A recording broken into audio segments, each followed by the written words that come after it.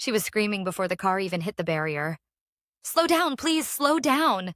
Her voice cracked as she reached for the dashboard, knuckles white, heart pounding louder than the music blasting from the speakers. The road curved sharply ahead, headlights cutting through the darkness, and in that split second, she knew this was a mistake. The laughter beside her didn't stop. Someone shouted, "Relax, we've got this!"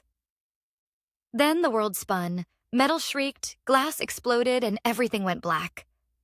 When she opened her eyes, the first thing she felt was cold. The second thing she felt was nothing at all. Her name was Amara, and before that night, she believed loyalty was unbreakable. She believed best friends were family. She believed trust meant safety. She was wrong. Just hours earlier, Amara had been standing in front of her mirror, adjusting her jacket, smiling at her reflection.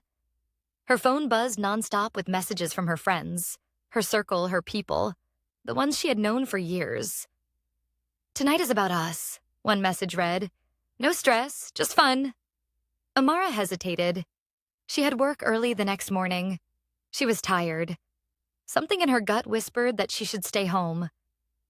"You're overthinking again." Her best friend Kemi had laughed over the phone. "When have we ever let anything happen to you?" That question had settled it. Amara trusted Kemi more than anyone.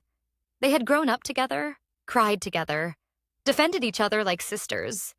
If Kemi said she was safe, then she was safe. The car ride started with jokes and loud music. Windows down, wind rushing in, memories being made. Amara laughed, letting her guard down, telling herself she deserved this night.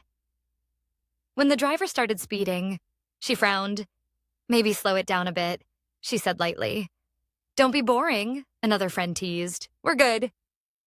A few minutes later, the jokes turned louder, the driving more reckless. Amara's smile faded. "Seriously, can you slow down?" she asked again, this time firmer. Kemi rolled her eyes. "You worry too much. Trust us." That word, trust, sat heavy in Amara's chest. She leaned back, trying to calm herself, trying to believe the people she loved wouldn't put her in danger. The curve in the road came fast. Too fast. Tires screeched, someone swore. Amara screamed. And then silence. She woke up to bright lights and the sharp smell of disinfectant. Her throat burned as she tried to speak. "Kemi?" she whispered. No answer. Panic surged as she tried to move, tried to sit up, tried to feel her legs. Nothing happened. A nurse rushed in. "Please stay calm," she said gently, placing a hand on Amara's shoulder. "You've been in an accident." "Where are my friends?" Amara asked, her voice shaking. "Are they okay?" The nurse hesitated, just for a second too long. "Your parents are on the way," she said instead. That was when fear truly set in. The doctor's words came later, slow and careful, like he was afraid they might break her. "There's been severe damage to your spinal cord," he explained. "We're going to do everything we can, but you may not walk again." Amara stared at him, waiting for the rest of the sentence, waiting for him to say it was temporary, waiting for someone to laugh and say it was all a misunderstanding. She laughed instead, a short, broken sound. "That's not funny," she said. "You must be mistaken." The doctor didn't laugh. Her parents arrived crying. Her phone buzzed with messages from coworkers, distant relatives, people she barely spoke to anymore. But the names she kept looking for never appeared. No Kemi, no apologies, no explanations. Hours passed, then days. When Amara finally checked her phone herself, she saw missed calls she didn't remember making, messages she had sent while half-conscious. "Where are you?" "I'm scared." "Please come." None had been answered. Later, a police officer visited her room. He asked questions carefully. "Do you remember who was driving? Was anyone drinking? Did anyone leave the scene?" Amara's stomach twisted. "Leave?" she asked. The officer nodded. "Your friends left before emergency services arrived." The words felt heavier than the diagnosis. "They left?" she repeated, her voice barely audible. "Yes," he said quietly. "They called for help. And then they left." The truth unfolded slowly, painfully.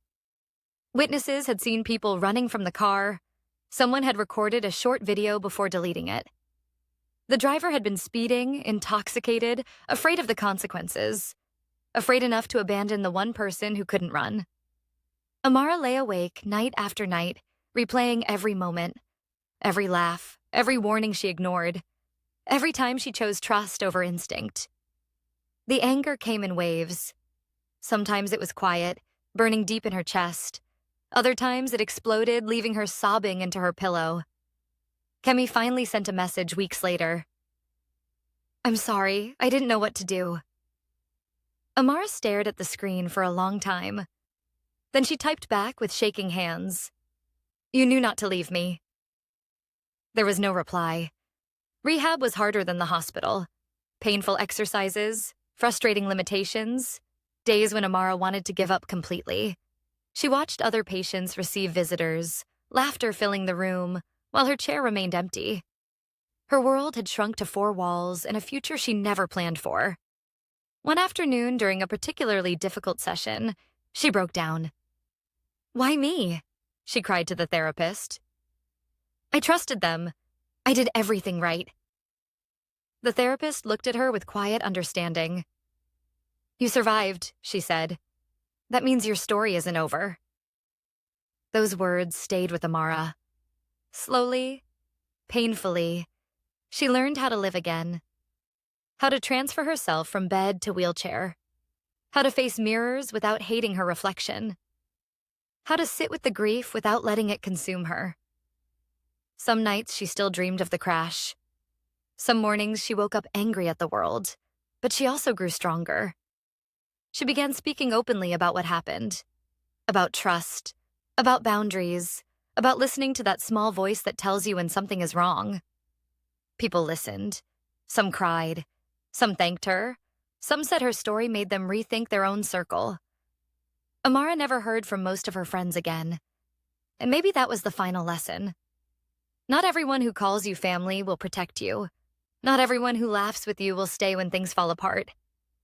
She lost her old life that night, but she didn't lose her voice. If this story moved you, take a moment to reflect on the people you trust. Are they protecting you or putting you at risk? Share your thoughts in the comments. Like this video if it made you think, and subscribe for more powerful stories that remind us why discernment matters just as much as loyalty.